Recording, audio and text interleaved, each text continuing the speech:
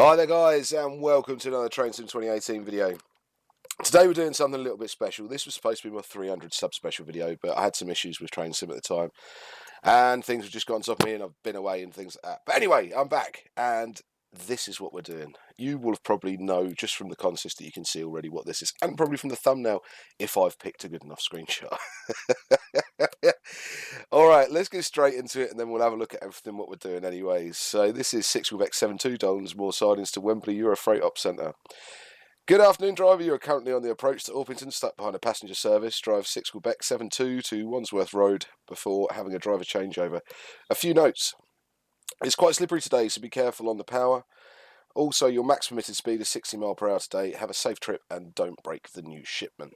Those of you that know what this is already know what it is. So we are, let me just pause this again. We have, a new shipment of Mk5s, which is nice. This is a real run. This did happen. There was plenty of pictures about, and there was plenty of spotters out and about to take photos of this. This was all over the internet. The real-time trains diagram was all over the place. Everybody was looking for it. Yes, as passengers in it, and yes, these are not really actually Mk5s. These are Ash Clark's work. They're a reskin of one of the motor cars from the 175, but they make a very, very, very good stand-in for the Mk5 so far. Hopefully we'll see them in Train Sim when they are released. Well, when they're released, I don't know if anyone's even making them. Somebody will, I'm sure. And we've got the Vulcan Productions Rail Operations Group 37 to take us on this wonderful journey. This is based on the Armstrong Powerhouse 37.4, is it, that comes with the AP Wherry lines. So it's a nice drive as well. It will be slippy. We will get going and you will see. It's a bit of a challenging run, this. So let's get it in. Let's get some instrument lights on. Let's get some headlights on. Let me just check they're on. Excellent. Okay, and we're about good to go. So I'm going to pull my brake off, reset the DRS, DRA,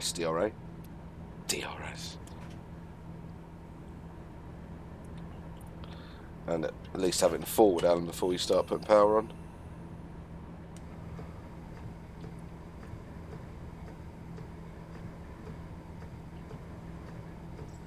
Got to take it nice and easy just because it will be slippy. If I thrash on the power, we will be slipping all over the place.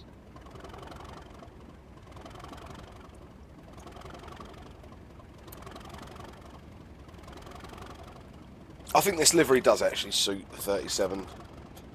It's a very modern livery. It looks very modern, not just that it is new, but it is a very modern looking, striking livery, which I quite like.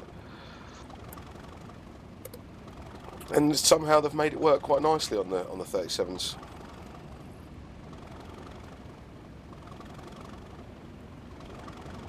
That's not the one I wanted. I wanted that.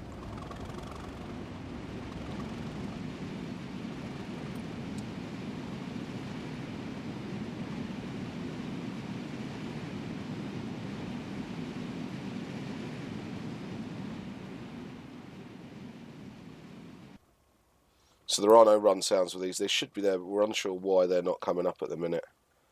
But they will be there when Ash finishes fiddling with it. It's definitely a work in progress still for him.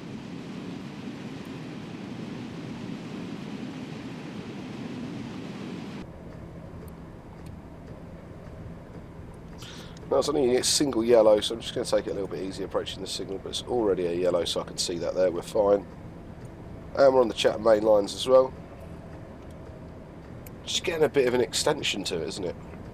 Which was announced the other day. And also DTG have announced an update for the Woodhead route, which I'm actually quite excited about. I did a video ages ago on the Iron Horsehouse 506 and couldn't drive it for toffee. So I'm hoping I can drive the new one. I'm not a massive fan of really classic traction. I do like some. But the Woodhead route has got a little special place in my heart. The 75s and 76s and 77s and the 506s. The whole 1500 volt DC stuff was just mad with the overhead line, and I'm looking forward to that. Right, back to what we're doing. So the British Rail, it's still called them the British Rail Mk5 and Mk5A, so they are not owned by British Rail. I never have anything to do with British Rail, but they're used in Britain, so I suppose that does kind of work. So the Mark 5s and the Mark 5As is the designation given to new locomotive haul carriages being built for operations by two train operating companies in the UK. These are Caledonian Sleeper Service and the Transpennine Express. So in 2015, the Caledonian Sleeper Service, which formed part of the ScotRail franchise, was split into separate operations. With Serco as the new franchise operator. As part of the franchise agreement, Serco was committed to procuring new rolling stock to replace the operation's existing fleet of Mark IIs and Mark III passenger coaches. In February 2015, Serco signed a €200 million deal with CAF to purchase 75 coaches of 5 different types. These will be formed into a total of 16 coach trains with 11 coaches as spares, and will be hauled by Class 92 locomotives between London and Glasgow, Edinburgh, and Class 73s on the unelectrified routes that they cover, which is like up to Aberdeen and Inverness and all that jazz. The new vehicles will be the first new locomotives hauled by new locomotive hauled passenger coaches introduced into the British Rail network since Mark IVs. Now you think that doesn't sound too bad, does it? In my head, I go, Mark IVs, well, they're pretty new. They're not at all. They're knocking 30 years old. So it's quite a big deal. It's really quite a big deal. The first vehicles are due to be delivered in the UK in 2017, with service entry expected in 2018. The first 5 cars began type testing in the Czech Republic in August 2017. So this is the delivery that has happened. It did happen. They came through the Channel Tunnel and they were pulled up to Wembley by the 37. This is a real run. Ash has timed it, done everything right, the AI is correct, everything else. So the formations of how they'll be. So it says the typical formation for the new trains in service will be similar to the current formation. 4 coaches for Edinburgh to Fort William, which will be the Highlander. The 6 coaches to Edinburgh Aberdeen, which is the Highlander. 8 coaches, which is Carstairs to Edinburgh Glasgow, which is the Lowlander, and Edinburgh services to Inverness. And 16 coaches, London to Carstairs, Lowlander to London and London and Edinburgh. The Mark 5As, which are the ones that are going to Transpennine Express, they announced procurement of 126 new vehicles from CAF, including 66 Mark 5A locomotive haul coaches, to be formed into 13 5-coach sets hauled by Class 68 locomotives. These will initially be used on services between Liverpool and Newcastle from 2018, before being transferred to other routes upon the delivery of the Transpennine Express and its fleet of Class 802 bi-mode electric multiple units. No, they're not electric multiple units, that's wrong. Bi-mode multiple units. Each set will be composed of first class car, 2 standard class cars, 1 brake standard class car, and a standard class driving trailer. Now these are very interesting looking things. Some people think they're horrendously ugly. I want to see one in real life before I cast my judgment on them. The artist impressions and stuff we've seen, I never really can trust. I've spoken about train concept drawings before. They never quite look as good as how they come out, do they?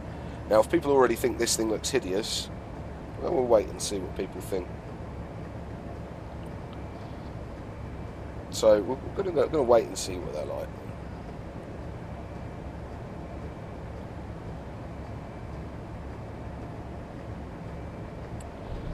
So, I mean, for me, the Mark 5s have a very Night Starry look about them, which I really like.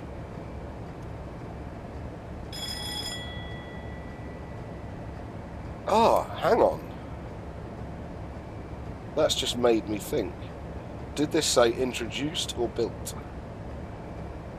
Introduced into the British network. Yeah, so the last locomotive full coaches that were built, as far as I can work out in my head,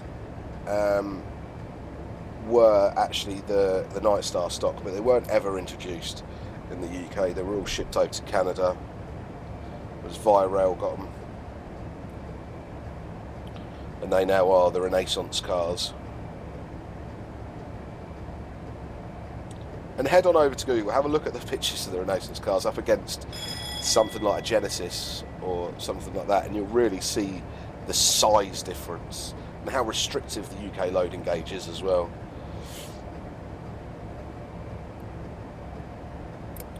So the stats for the Mark 5s that we have already, they're built by Mk5 in Bisane, and there are 141 planned, operated by Caledonian Sleeper and Transpennine Express. They'll be used on the West Coast Main Line and the North Transpennine routes. Their construction is fully integral aluminium monocoque. They'll be 22.2 metres long, and the Mk5A driving trailers will be 22.37 metres long. Width of 2.75 metres, which is 9 foot. And the doors are of the hinged plug type, which is nice, none of this sliding rubbish. And the maximum speed for the Mk5s will be 100 miles per hour, and the maximum speed for the Mk5As will be 125 miles an hour. The average weight is around 43 tonnes, and they have cheek-mounted disc brakes, which I'm guessing is on the wheel, if I'm not mistaken. Somebody let me know what cheek-mounted disc brake actually means. That would be nice. Not quite sure. That's a new term I haven't come across yet.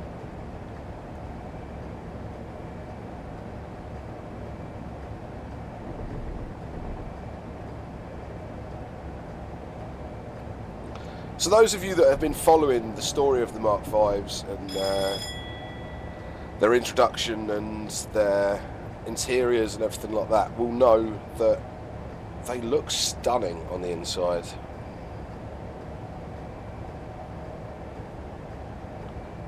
Just trying to find some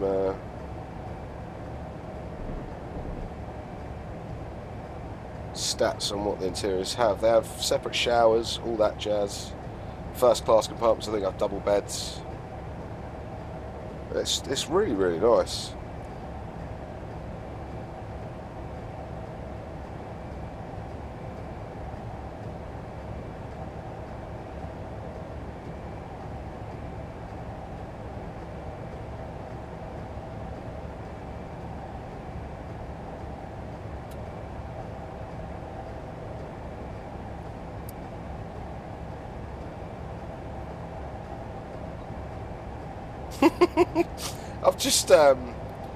I was just going to tell you a little bit about the Rail Operations Group, which I don't know masses about.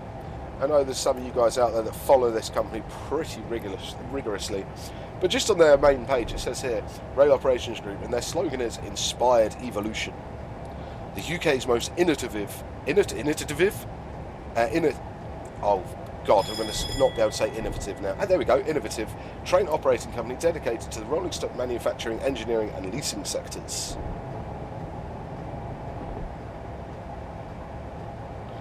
That's a posh website.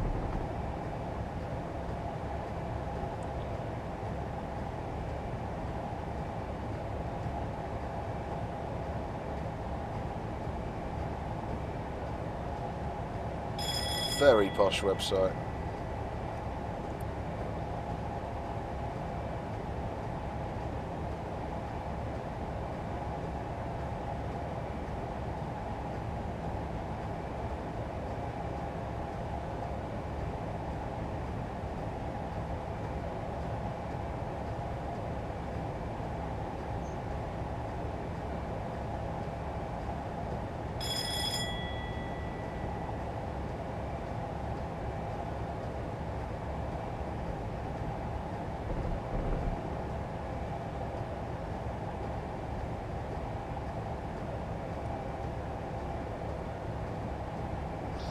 I mean, they've done all sorts of jobs recently, haven't they, the Rail Operations Group. They've got 47s, 37s. There's a lot of the transfers with the 442s, 319s, which I do have another scenario to do with the 319 delivery. There's quite a lot of it. Also, what we need to be doing on this scenario is you need to keep an eye out for spotters. There are pretty much, I can't even remember how many Ash put in, a lot. I think we have one, no, not here. On a lot of the bridges and platforms there's some spotters. I'll remember to point them out. There's even one, where are we? Helps if I knew the route, doesn't it? It does annoy me that they don't have any sounds, if I'm honest. No, it's not here. But there's even a guy on a ladder somewhere else that was spotting a bit as well, which I really like.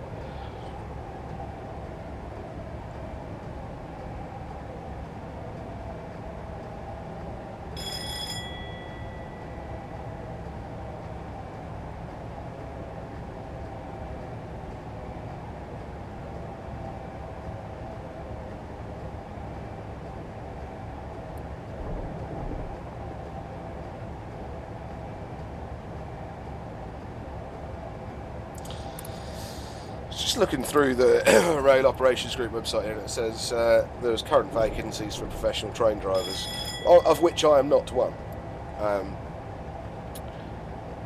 There's a couple of things that just struck me. The people who drive our trains are operations managers. Operation managers are part of Rail Operations Group management team who on occasion undertake the managerial responsibilities.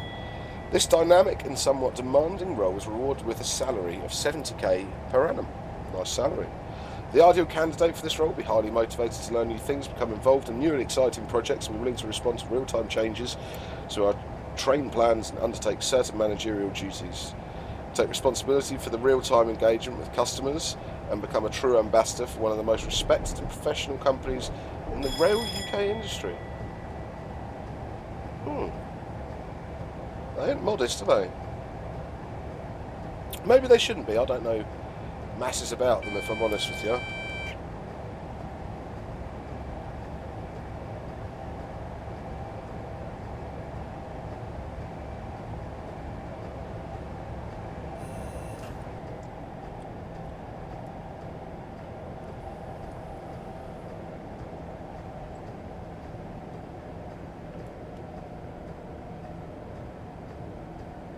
So it says here, they specialise in train movements relating to delivery, testing, maintenance, modification, refurbishment programmes. Our train operations include new build deliveries, testing and fault-free running, fleet maintenance, modification and refurbishment projects, fleet cascade or transfer programmes, vehicle fleet testing, e.g. ETCS fitment, infrastructure testing and train interface testing, redundant off-lease stock storage, passenger empty coach and stock and ad hoc freight operations, or engineering roller stock movements, traction rolling stock movements for private owners and operators. We also have a small fleet of dedicated locomotives which have been modified with electrical brake translation equipment on a range of coupler types to enable direct coupling to and through automatic brake control of most UK EMU types. Oh, here we go, here's a little man, look. So we've got Norris out with his camera. I love the way that even in Train Simulator, which is pretty much played by people who are into railways themselves. Just check that signal. They still go for the stereotypical train spotter. Bobble hat, anorak, nice leather satchel with sandwiches in it. It's like something out of the Viz.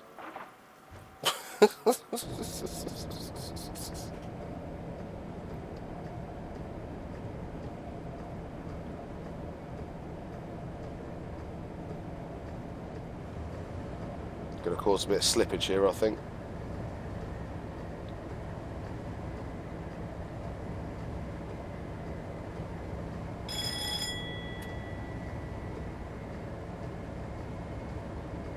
No, she seems alright, she seems alright.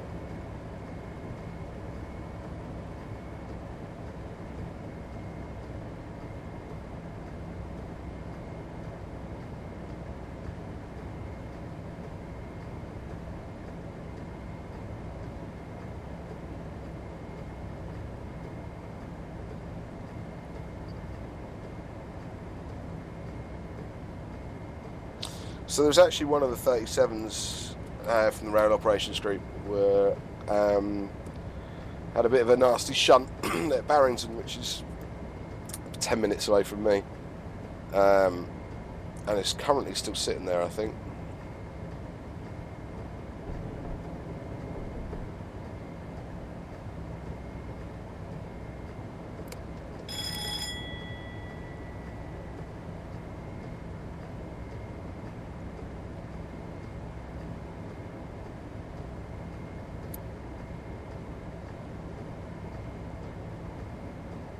It's 37884. It was a coupling incident, and it was working the Barrington-Wembley service.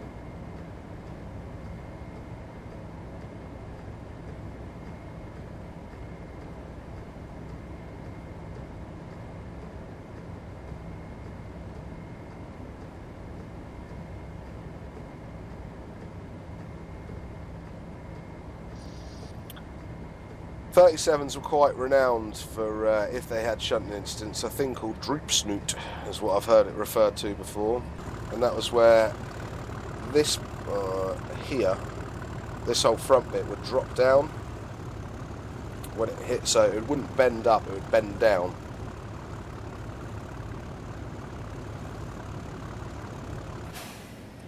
There we go. That's me missed an AWS ramp. It wouldn't be an Allen video without something like this, would it? Now this is going to be a fair challenge, getting this to start on this sort of gradient.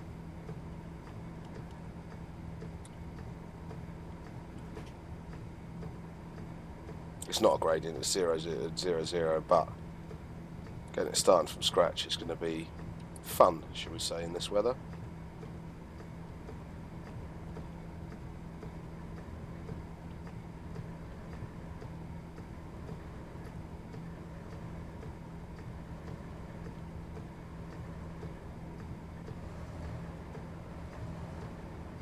I'll give it a little bit more beans and put some sand down.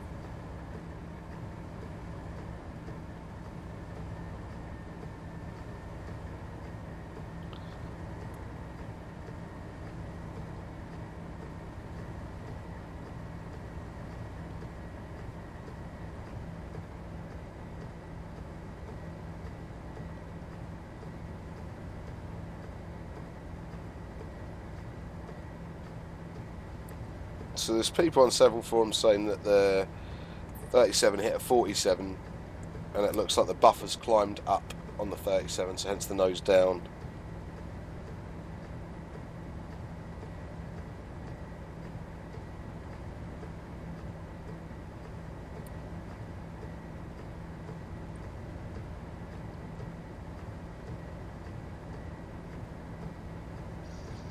The 47 that's sitting in front of it, to be fair, doesn't look that bad. Slightly misshapen buffers.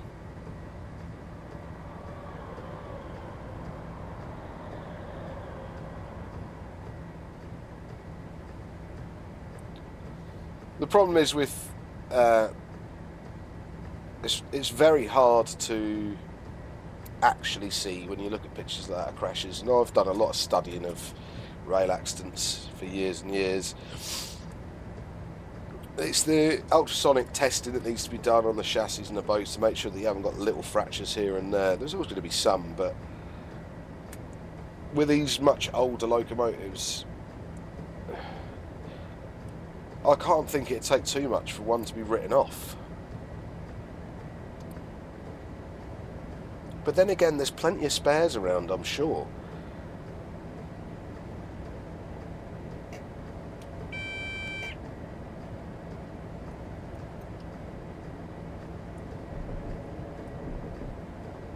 Single yellow there.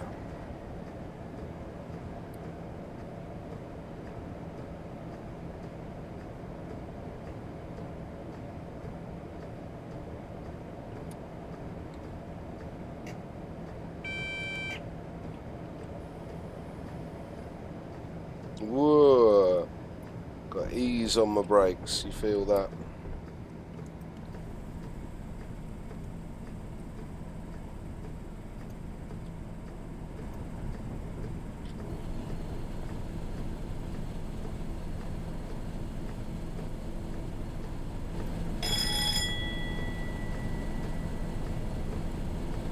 And we're green now.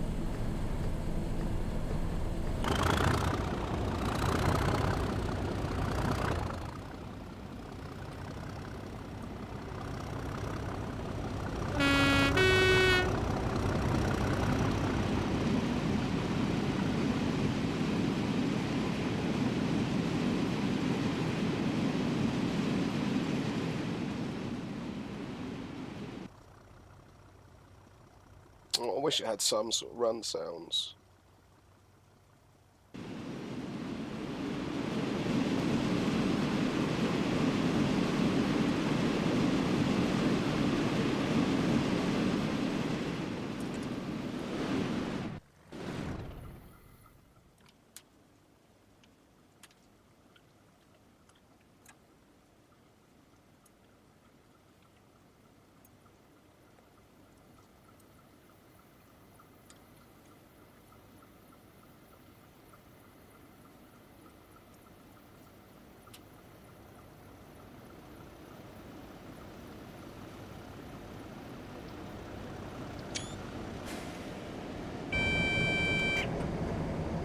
And we've done it again. Yes, for the screenshot. We've done it again. Got an AWS intervention there. A brake demand. Ah, you love it really. You love it really.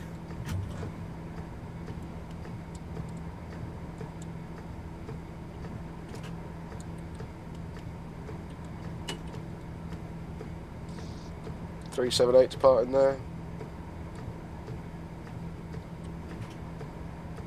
Is that 378? This is.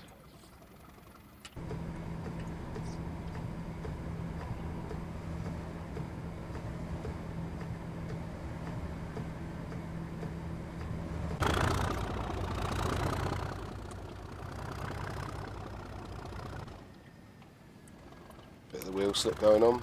Let's put some sand down.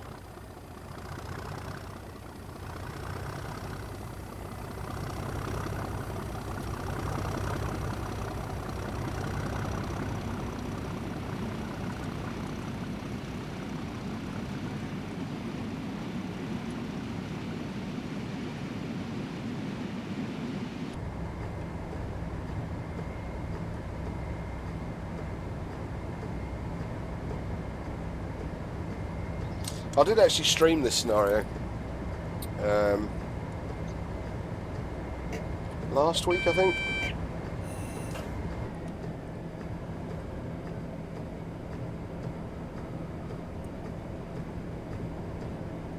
Got our mate back, have we? Yeah, there he is again, look. Snapping away.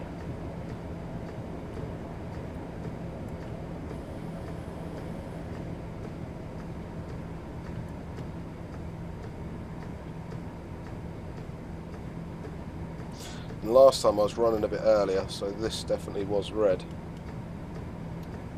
for quite a while that 378's parted. So I'm hoping if I can approach relatively slowly.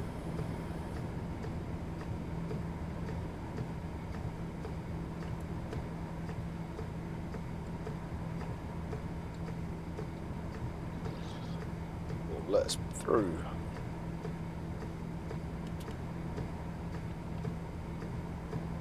Yeah.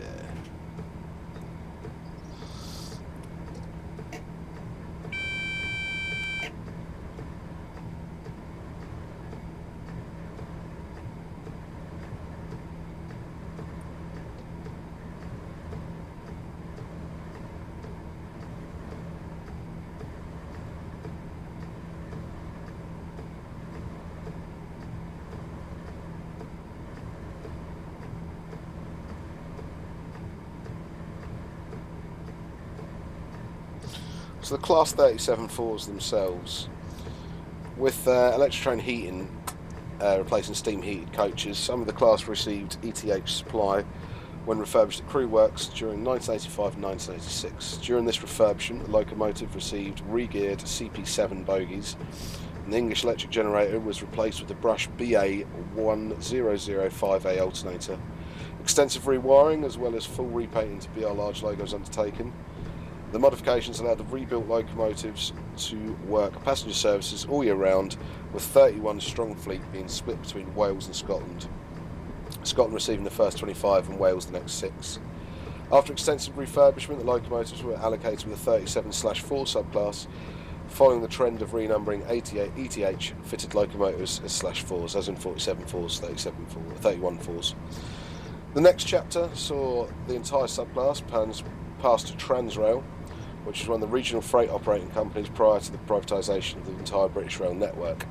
Over the years, the locomotive received a number of liveries: BR Green Regional Railways, Trainload Grey, EWS Maroon, Transrail, BR Large Logo and Mainline, just to name a few. The Cumbrian Coastline and North Wales Coastline and the Rhymney Valley Line, Fort William, Oban, South Wales Main Line and the West Country all benefited from the use of 37/4s. They were operated by EWS and often found on rail tours and aluminium traffic. EWS used to cycle the 37/4s in and out of traffic on a regular basis depending on demand.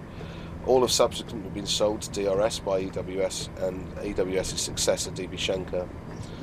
Loco-hauled operations have taken a big hit in the past couple of years thanks to the widespread introduction of diesel multiple units and the replacement of loco-hauled trains by multiple units.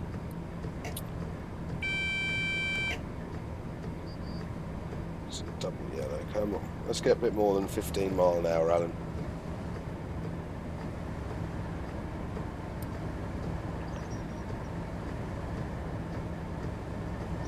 In late 2010, DB Schenker put all of its remaining 37-4s up for sale, with many examples expected to be sold for scrap. DRS has since bought the remaining 37-4s as of April 2011. The DRS ones are currently, and this is not currently, this is summer 2017, used on northern services, Cumbrian Coast and local Anglia services from Norwich.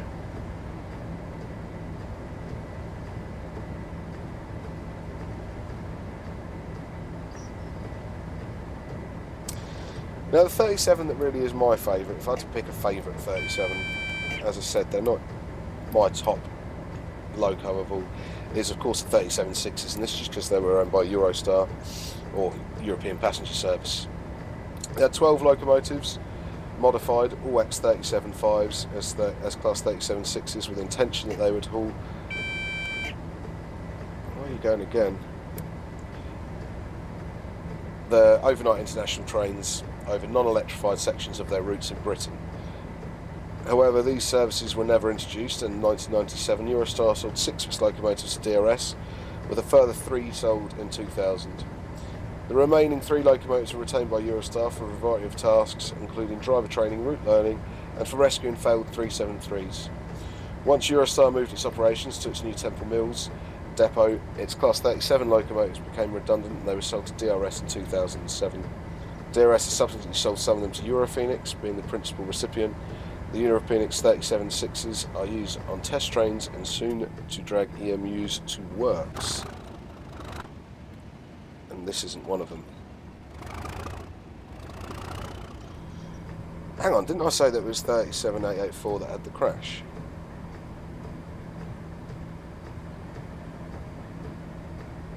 It is 37884. It's this one that's had the buffer collision.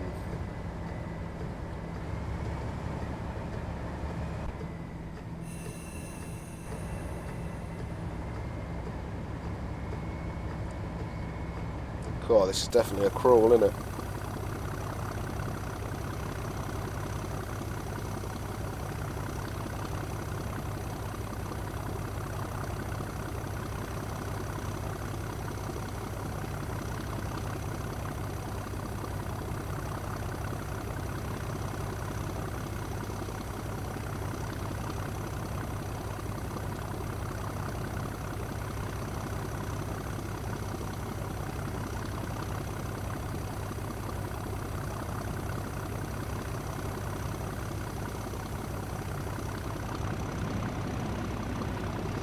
Now we're over that hump, we should, hopefully... No, don't come off the Sandow.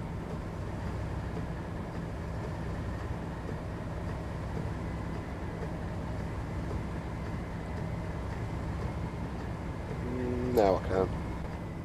No, spoke too soon.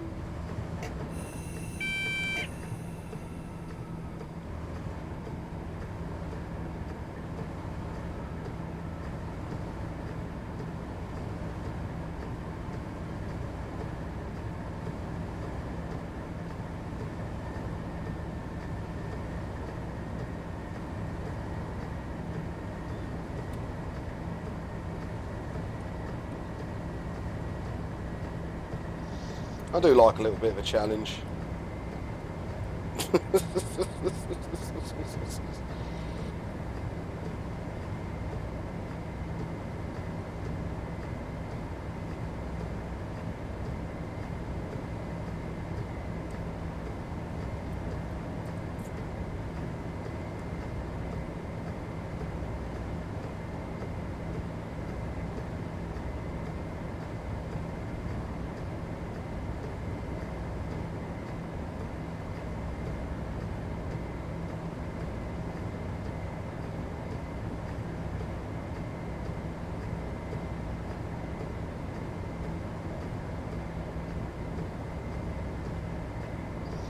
So from what I can work out from this, right, there are 37 or 38 preserved 37s.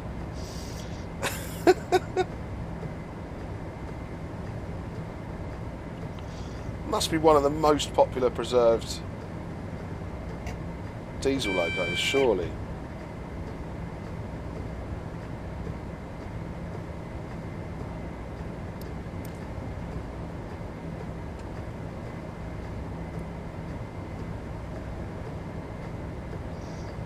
And I suppose one won't be a 37 because it will be, it's a 37 372.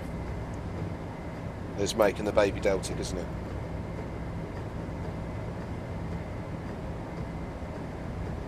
Which I'm quite pleased about.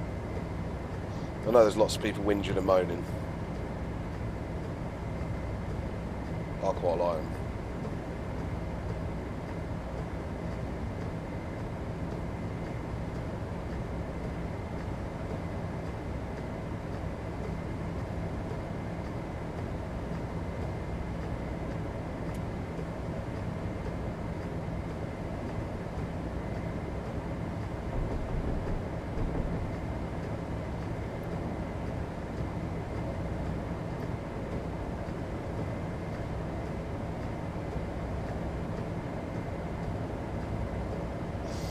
And this is us stopping at Wandsworth Road here.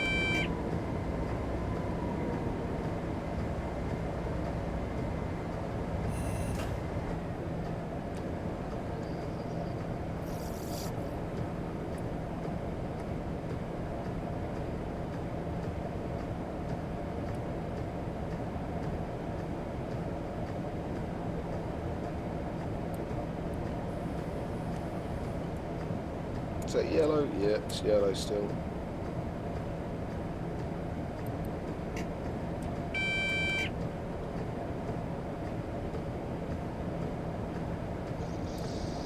So this is Wandsworth Road, so we're swapping for a driver change.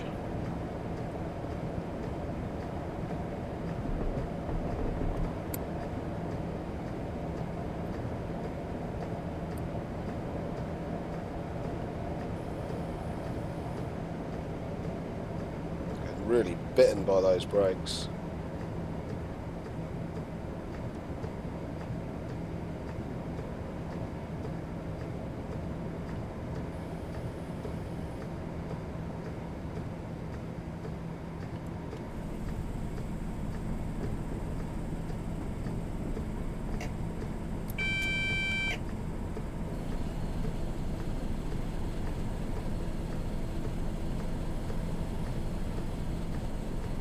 Oh, there's another spotter, matey, look. That's it, get your snap.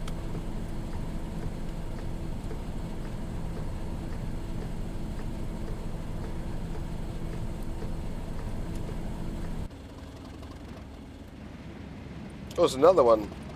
Doesn't just have an orange, oh, it's a brown. Is he still the same guy? The glasses, yeah. And he's got a salmony colour anorak on. Oh.